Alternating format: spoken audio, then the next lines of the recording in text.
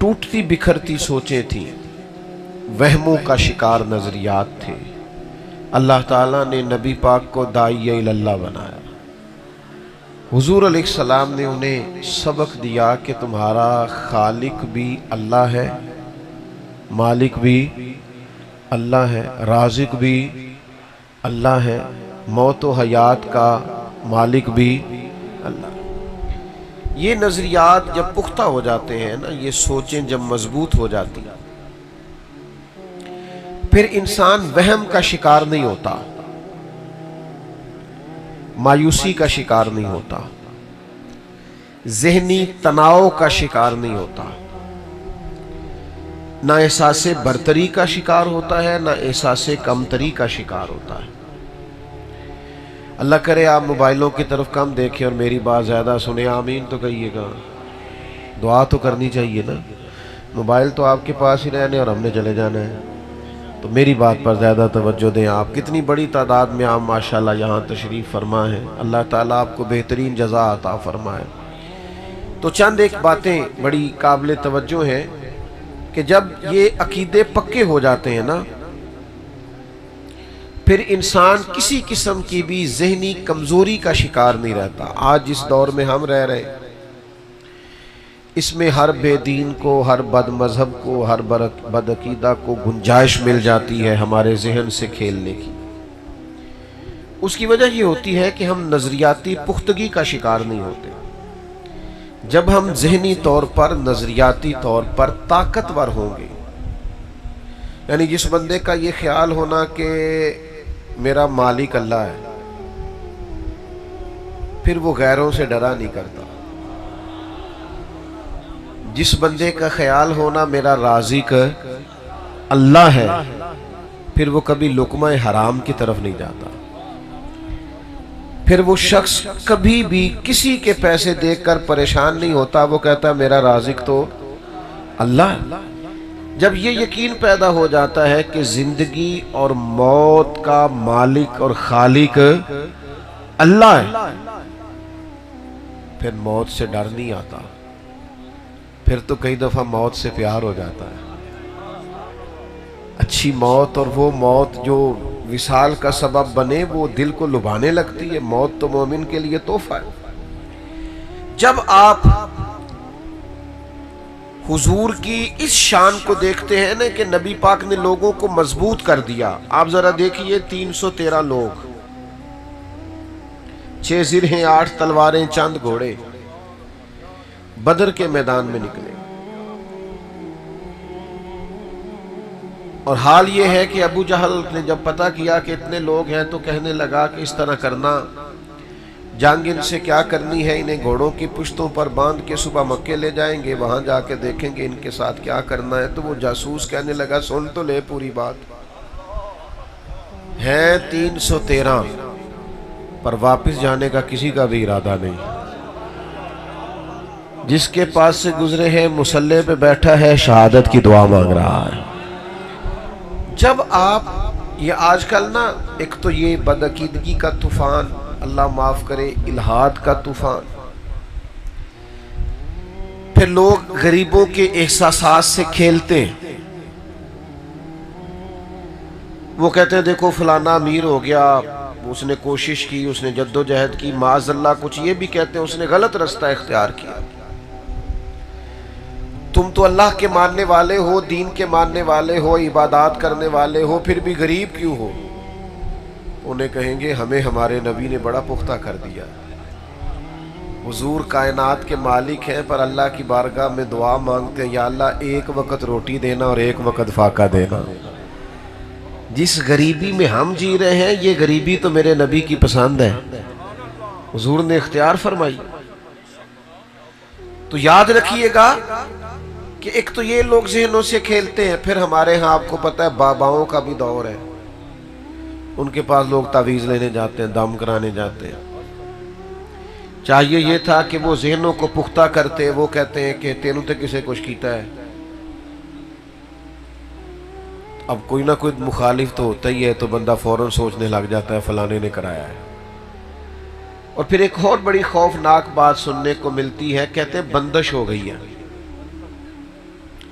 تیرے رزق کی بندش ہے، اچھی طرح سوچ سمجھ کے ایک بات مجھے بتانا، ایسا ہو سکتا صحیح ہے ویسے کہ اللہ نے کسی بندے کی طرف رزق بھیجا ہو اور کسی بندے نے رستے میں روک دیا ہو؟ نہیں سمجھ آئی بات کی شاید۔ اللہ نے بندے کی طرف بھیجا ہے کہ فلاں بندے کی طرف رزق جائے گا اور درمیان میں کسی نے بندش کرا دی۔ آپ کیسی بات کرتے ہیں؟ آپ کس طرح اتنے کمزور ہوتے ہیں؟ یہ ہمارے صوفیاء، یہ تصوف، یہ طریقت، یہ پیری مریدی، یہ تو ذہنی طور پر طاقتور کرتی ہے بندے کو، یہ تو توحید کی میچ چکھا دیتی۔ یہ تو وہ فقر ہے جو جناب ابو ذر کا فقر ہے، فقر ابو ذر ہے، یہ تو بندے کو بے نیاز کر دیتا۔ تو یاد رکھیے گا کہ اللہ کے رسول صلی اللہ تعالی علیہ وسلم نے ہمیں داعیہ اللہ بن کر ذہن سازی کی، حضور نے ہمیں مضبوط کیا، ہماری اللہ کے محبوب نے تربیت کی۔ یعنی جب سے دیکھا ہے لباس بشری میں تمہیں، ہر فرشتے کی یہ خواہش ہے کہ انسان ہو جائے۔ حضور نے اس طرح کی گھر میں فاقہ کشی فرمائی کہ فاقے سے پیار ہو گیا دنیا میں، سادہ طرز زندگی اختیار فرمایا جو آسان ہوتا ہے، اور ذہنی طور پر لوگوں کو دیکھیں نا، لوگ غربت دیکھ کے روتے۔ دیکھیں میں یہ نہیں کہہ رہا کہ آپ غریب ہیں تو امیر ہونے کی کوشش نہیں کرنی چاہیے، جدوجہد کریں، کوشش کریں، لیکن ایک اور پہلو بھی ہے اس کا، اس کو بھی ضرور ذہن میں رکھیں۔ حضور علیہ السلام موٹے بان کی چارپائی پہ آرام فرما تھے۔ آپ کا نہیں مجھے پتا آپ یہاں کیا کہتے ہیں، ویسے ہمارے ہاں موٹے بان کی جو پرانی چارپائیاں ہوتی تھی اسے کہتے تھے مونجدی منجی، یہاں بھی یہی کہتے ہیں؟ چلو ہلکا ہلکا بولو یار، یہی کہتے ہیں؟ چلو ٹھیک۔ تو موٹے بان کی چارپائی ہوتی تھی تو اس پر کبھی گرمیوں میں لوگ کرتا اتار کے یا باریک کرتے کے ساتھ لیٹتے تھے تو اٹھتے تھے تو پشت پر نشان پڑ جاتے تھے۔ تو صحیح بخاری میں موجود ہے، نبی کریم صلی اللہ تعالی علیہ وآلہ وسلم آرام فرماتے موٹے بان کی چارپائی پہ، جناب عمر ملنے آئے تو سرکار جناب عمر کی ملاقات کے لیے اٹھ کر جب بیٹھے تو حضور کی پشت مبارک پر موٹے موٹے نشان تھے چارپائی کے۔ اب جناب عمر جتنے مرضی سخت تھے پر محبوب کی محبت میں بھی بڑے کامل تھے، ان کی آنکھوں میں آنسو آ گئے، اور جو سوچ انہوں نے بیان کی، جو اپنا درد انہوں نے بیان کیا، وہ بڑا محبت سے لبریز تھا۔ عرض گزار ہوئے یا رسول اللہ صلی اللہ تعالی علیہ وسلم، وہ کیسر و کسرا اللہ کے دین کے دشمن، وہ بڑی آسودہ زندگی گزارے، نرم اور گداز بستروں پہ آرام فرمائے، ساری سہولیات ان کو میسر ہو، اور آپ اللہ کے حبیب ہو کے، لاڈلے محبوب ہو کے آپ کا یہ حال ہے کہ پشت مبارک پر بان کی چارپائی کے نشان پڑے ہوئے۔ آپ نے بات کو سمجھنا ہے۔ حضرت عمر عرض کرتے ہیں حضور وہ دشمن ہو کے آرام میں اور آپ بظاہر تکلیف میں، تو ایک سوچ یہ تھی، لیکن میرے نبی نے اس سوچ کا رخ بدل دیا۔ حضرت دیکھیں نا، ہمارا اگر کوئی دکھ بیان کرے تو ہم کہتے ہیں یار ہاں بڑی تکلیف میں ہوں، دعا کرو، محنت تو بڑی کرتا ہوں، ہمارا حال یہ ہے۔ لیکن رسول اللہ صلی اللہ تعالی علیہ وسلم چونکہ داعیہ اللہ ہے، حضور نے زاویہ نگاہی بات کا بدل دیا، سوچ کے دھارے بدل دیے۔ حضور فرمانے لگے عمر کیا تم یہ پسند نہیں کرتے کہ وہ دنیا میں تھوڑی آسانی اور سہولت اختیار کریں اور آخرت میں رسوا ہو جائیں، اور ہم دنیا میں تھوڑی دقت برداشت کریں اور آخرت کی ساری عزت اللہ ہمیں ہی عطا فرما دے؟ ہمیں آخرت کا سکھ درکار ہے۔ آخرت، دنیا میں جو لوگ سکھ تلاش کرتے ہیں وہ بہت سارے دھوکے میں ہوتے ہیں۔ کیوں؟ اس لیے کہ پیدا کرنے والا کہتا ہے لَقَدْ خَلَقْنَا الْإِنسَانَ فِي كَبَدٍ، ہم نے انسان کو مشقت میں پیدا کیا ہے۔ جب یہ آیا ہی مشقت میں ہے تو اس نے رہنا بھی مشقت میں۔ تو سکھ ڈھونڈنے کے نام پر پریشان نہ ہو، طاقتور اپنے ذہن کو کریں، پوری محنت کریں، جدوجہد کریں، کوشش کریں، لیکن اگر اللہ کی حکمت یہی ہو کہ ہم نے اسی طرح کی سادہ زندگی میں رہنا ہے تو پھر اپنے رب کریم کی حکمتوں پہ راضی رہیں۔ پھر کچھ ضروری ہے کہ ہر حال میں آپ پریشانی ہوں گے اور بے چینی ہوں گے اور معاذ اللہ ایسے جملے کہیں گے جو جائز ہی نہیں شریعت میں بولنے. تو ایک تو یہ بات ہو گئی. دوسری بات یہ ہوتی ہے کہ بعض لوگ نا انجانے خوف کا شکار ہوتے ہیں. ذرا پریشانی آئی نہیں اور ان کے ہاتھ پیر پھولنے لگتے, وہ کانپنے لگتے, ذرا ذرا سی باتوں کو ذہن پر سوار کرتے, انزائٹی, ڈپریشن, ٹینشن, ذہنی الجھاؤ, ٹوٹتی بکھرتی باتیں کرتے. نبی پاک صلی اللہ علیہ وسلم داعی اللہ ہے نا, تو حضور نے کہا جو رب سے ڈرے گا پھر وہ کسی سے نہیں ڈرے گا. سارے خوف محبوب نے دلوں سے نکال دیے لوگوں. ہر قسم کا خوف, ہر قسم کی ٹینشن, ہر قسم کی انزائٹی نکال دی. یہ ذرا روایت سنیے گا, آپ کے کلیجے کو ٹھنڈا کرے گی. ایک سفر اللہ کے رسول فرما رہے ہیں, تو چونکہ پیدل سفر تھا, گھوڑے پہ سفر تھا, تو کچھ صحابہ کہتے ہیں ہم پر تھکاوٹ کے آثار ہوئے, تو طے یہ پایا کہ کچھ دیر آرام کر لی جائے. تو صحابہ اس آرام کی غرض سے مختلف درختوں کے نیچے لیٹ گئے اور نبی کریم سے تھوڑا سا ذرا ہٹ کے لیٹے ادبن. فرماتے نبی پاک علیہ السلام تھوڑا سا دور, صحابہ کا خیال تھا کہ ادب کا تقاضا ہے کہ ہم ذرا سائیڈ پہ رہیں.